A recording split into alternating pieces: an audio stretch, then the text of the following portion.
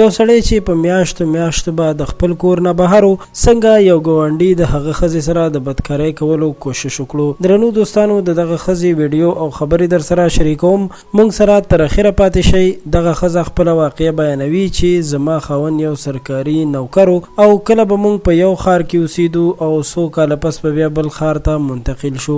هغې ویل چې د خاوند نوکري مې زما نه لرې وه، نو په دې وجه باندې مونږ په یو ځای کې پاتې شو چې هلته زمونږ تعلق هم جوړ شو.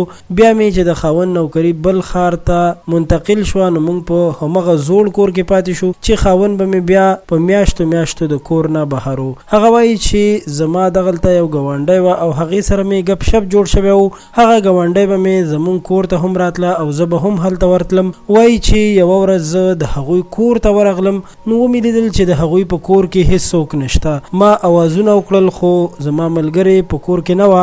بیا د راوتو په وخت کې د هغې خاوند راغی، ما ته یې وویل چې راځه کور کې کېنه، اوس به ستا ملګرې یعنې ښځه مې هم راشي. خو چې کله زه کېناستم د هغه د ښځې هیڅ درک نه لګېدو او دا ښځه وایي چې د دغه ګاونډي نیت مې ما ته خراب شو او ما سره یې د بدکارۍ کولو کوشش وکړو. خو وایي چې ما د هغه نه په یو او بله بهانه باندې ځان خلاص کو او ترېنه راووتم. خو وایي چې کله زه راوتم نو د هغه ښځه په ډېر بد حالت کې او په ډېر هیبت کې کور ته راننوته.